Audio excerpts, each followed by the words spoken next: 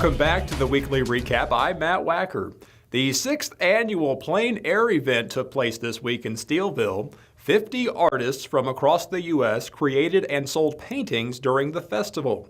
Hosted by the Steelville Arts Council and sponsored by individual patrons, the daytime painting and evening judging took place in different locations each day. 21 winning pieces were auctioned off to the public at a culminating gala. Leanne Mentink has more. My name is Miles. I grew up out here on the Upper Merrimack River, and I'm old enough to remember that back in the 70s and 80s, all the stores were full on Main Street in Steelville, and it was hard to find a place to park. And then, like a lot of towns in the Midwest, the big box stores move in, and you see your town go downhill, and it was pretty quiet. A lot of storefronts were boarded up, and then over the last 10 years, there's been a reinvention of the town with a lot of more live music, and now with art coming into the town. And so the Steelville Plein Air event, this is our 6th year, and it's just another reason to bring the community together. I was intrigued by the shape. It looks like two pyramids, and I saw it in the light. I like the weathered look, everything about it, and I've just been painting it all day. I really enjoy myself. I'm originally from a place called Scunthorpe in England, which is coincidentally a steel town. So you're always drawn to metal smithing or metal work of some kind. Everywhere you look, there is a painting.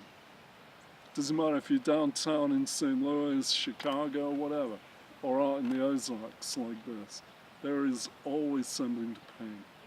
It's just nature of the world. Just a treat to come out and paint. It really is.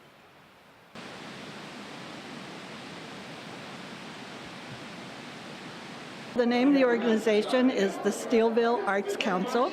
We call it STARCO, and this is the main fundraiser that we have every year. We get sponsors each day, and they pay $1,500 to sponsor a day, and they get to choose where they want us to paint.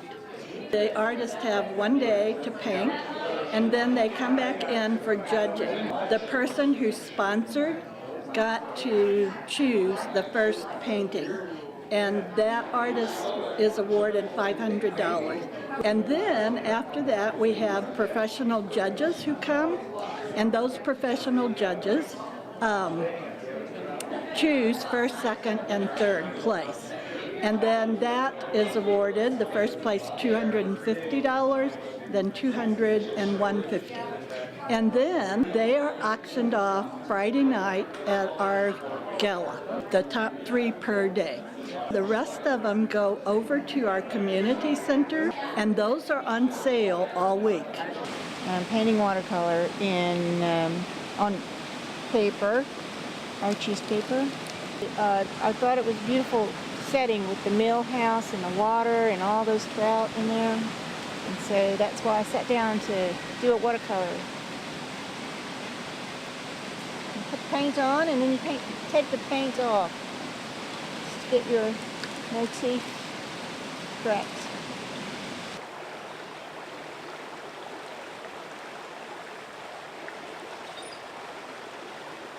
It's great to see things like the Steelville Plein Air happening and bringing artists from this year, 50 artists from 8 different states coming into the town.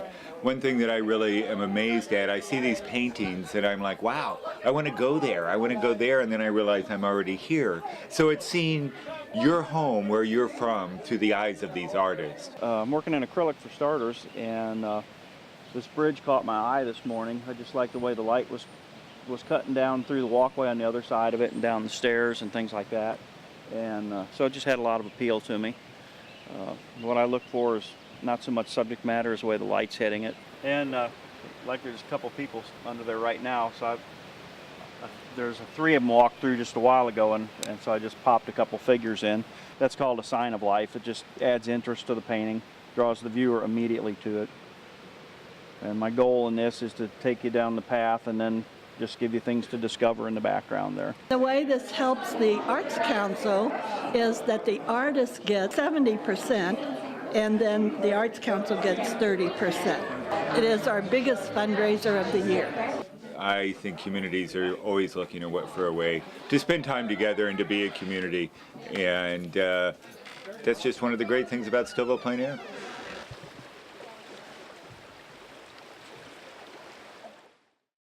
The Lebanon Police Department has confirmed a homicide investigation near Lebanon High School. Authorities responded to the area on the evening of June 5th. When they arrived, they found an unresponsive 47-year-old man in the roadway on Sweet Street. Gary Don Peterson was later pronounced dead. Police believe the shooting stemmed from a verbal altercation. The subject is still being sought. More sad news from Lebanon as the Highway Patrol says a 38-year-old man was killed in a crash on June 5th. The accident took place on Pennington Drive. Carl Massey went off the road and struck a guardrail. His vehicle then overturned and hit a tree. Massey was ejected. He was not wearing his seatbelt at the time of the crash. The 15th annual Tommy Bolt Memorial Golf Tournament is being held on June 23rd. With more on this, here's Ben Gronowski. Thank you, Matt. As you mentioned, the Tommy Bolt Memorial Golf Tournament will be underway soon at the South Course in Cherokee Village. Tommy Bolt, a World Golf and PGA Hall of Famer, was known for his multiple PGA wins and on-the-course antics. But to the people of Cherokee Village, he was also known for his generosity and being active in the community. This event is a major fundraising event for Fountain Place, a nonprofit independent living community. Founded by 6 local churches 18 years ago, Fountain Place was once the residence of John Cooper, the developer of Cherokee Village. Having a chance to visit the property myself and meet with the staff, I was very impressed by the amenities offered and the sheer beauty of the 22-acre property. For more information regarding Fountain Place and available vacancies, you can contact Tricia Jones at 1-870-257-2000. With that, back to you, Matt. A man listed as one of Howell County's most wanted is now facing 2 more charges. 43-year-old Danny Lee Stokes is charged with first-degree burglary and fourth-degree assault after allegedly forcing his way into another man's home, knocking him down, and punching him. The alleged victim told officers he was asleep when he heard a knock on his door. When he answered, Stokes forced his way in. His reasons for doing so are still unknown. Stokes is already going to trial on September 12th for charges stemming from a separate incident. The Highway Patrol is asking for your help in locating the driver that struck and killed a 22-year-old girl from West Plains.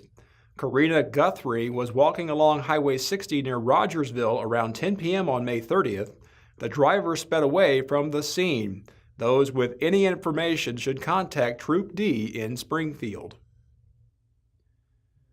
West Plains recently held their annual Old Time Music Ozark Heritage Festival. Dylan Lorenzen shows us more. Thanks, Matt. This year's Ozark Heritage Festival was a great event to attend if you were looking for some great music and a chance to shop. This year's booths had tons of neat stuff, including handmade pottery and wooden carving. We also had plenty of amazing musical performances. Lucky for us, we had the opportunity to talk to some young musicians. Can you give the audience your guys' names, please? My name's Hannah Davis. My name is Matthew Simons. My name's Megan Bennett. You know, we saw you guys playing fiddle up there. How long you guys been playing? I've been playing for 6 years. I've been playing for 6 years also. Oh, I've been playing for like 3 months. 3 months? That's impressive. What songs did you play today? I played Finally Fly Me to the Moon, and I played Close to You, and I played Pink Panther. I played Ashokan Farewell, Simple Gifts, and Rippling Water Jig. I played Red Wing and Amazing Grace. I played Misty, and I played Danny Boy. Fly Me to the Moon's one of my favorite songs. I played the trumpet a little bit. How are you guys enjoying the Heritage Festival? I love it. We always come every year, and the music and talent is just fantastic. This is actually my first year coming, and I think it's amazing. I think it's impressive how people can play songs on violin and other instruments. We also had the chance to speak with festival committee member Allison Wilson, who tells us more about the festival. I've been sort of stuck right here. I'm on the festival committee, so this is kind of a culmination of what they've been working on all year.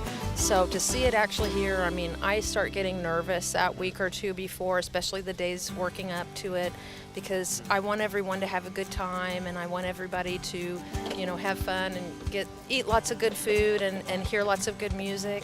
And there's so many good bands, and what I keep telling people, what you find here, it's very hard to find it anywhere else, because the musicians will sit down with you, show you what they're doing, demonstrate to you how they play their musical instruments. Rarely, I mean, if you go to a concert, you're going to watch a concert and walk away. You're not going to meet the people. So to me, that's my favorite part about this, and them passing on the tradition. Overall, the event was a hit. I know we had some fun. And with that, back to you, Matt. That's all for now. Thanks for watching the weekly recap. I'll see you next time.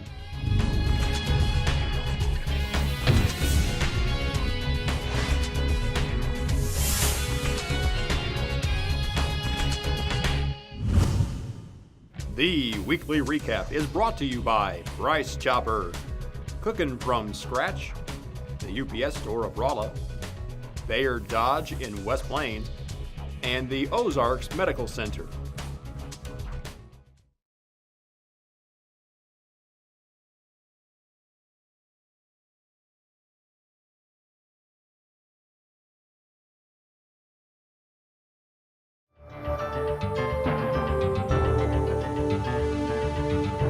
If you're a parent or guardian, chances are this summer you're looking to put your kids somewhere safe and where they can have a lot of fun at summer camp. Well, according to the American Camp Association, more than 14,000 camps in the U.S. serve more than 14 million children every summer. Now, those numbers add up to big decisions for parents and caretakers across the country. So we at the Better Business Bureau, we want for your parents to look beyond the professional-looking brochures and websites when searching for a summer camp, because of course your child's safety, health, and satisfaction should be the camp's top priority. We know it's yours also. So when you're choosing a camp, you need to use the same standards that you would use when evaluating a daycare program. Use for camp that is providing great activities that are of interest to your child and appropriate for the child's age level and skill set. Please, please, please actually visit the camp in person to inspect the facilities. Sometimes there's some bad camps out there that might steal pictures of other camps and try to pretend that it's their camp. Be very careful. There's also staff's training. If you're not asking careful questions, for example, if your child has diabetes and is staying there overnight for a couple of months, maybe even for a month, you want to be very careful. You want to make sure that there are adequate medical facilities to help your child in case something happens. We also want you to make sure that you can ask the questions about how often you can see your child.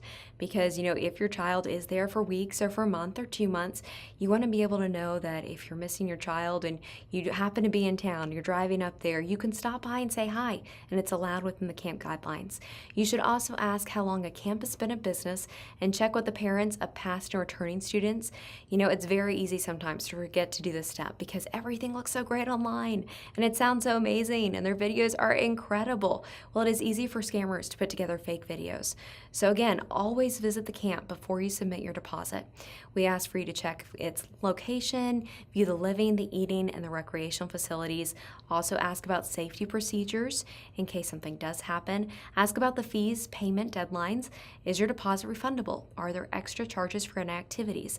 The last thing you want is to send your child away for a month and then come back with a $5,000 bill when you only thought it was $300.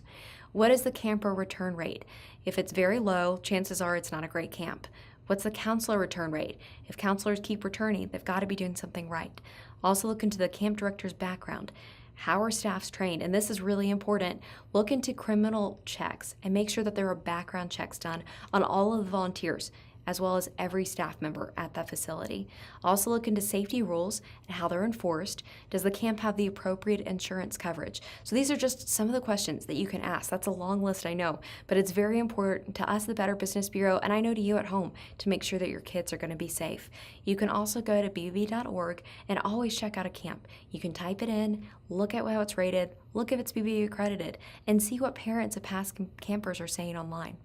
Something else we want for you to do now that it's summer is we want for you to be careful if you're getting married, because I know it seems incredible, but scammers are coming up with brand new things every single day. And one thing that they're trying to do is they're trying to take advantage of people who are getting married. So they're actually counterfeit wedding dresses. It sounds crazy, but people are creating these fake wedding dresses and they're trying to sell them online. And unfortunately, there are some consumers who are falling for them.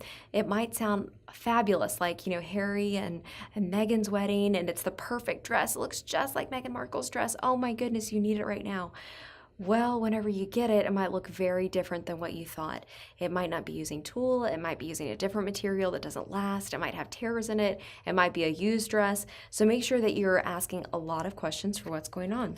We also want for you to be careful. There's a fake photographer. There's actually more than one out there that we've heard reports about, and this is very concerning to us because the last thing you want to do is spend $5,000 on a photographer who doesn't show up for your wedding, and then you don't have the wedding pictures that you've always wanted. Or for you to hire a photographer who is legitimate but charges too much for you to actually be able to get those photos that you want. We want for you to ask very common questions that can be easily missed if you're just in a hurry and you're getting married for your first time, or this is your daughter's wedding, your son's wedding. It just seems so overwhelming and it's almost here, oh my goodness. So we want for you to ask about the photographer questions. Ask how much it costs per image. Ask how much the minimum is that you need to spend. See whether or not you're going to get a photo booth.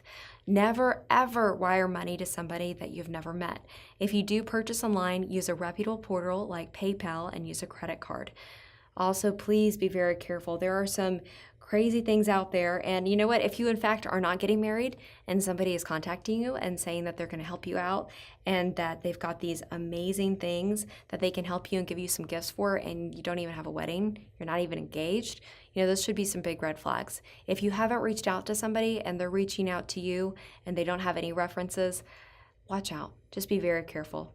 So be very careful, go to bv.org and never pay the money in full at the start, and never, ever, again, never wire the money to somebody you've never met. It is near impossible for you to get any money back that you've wired.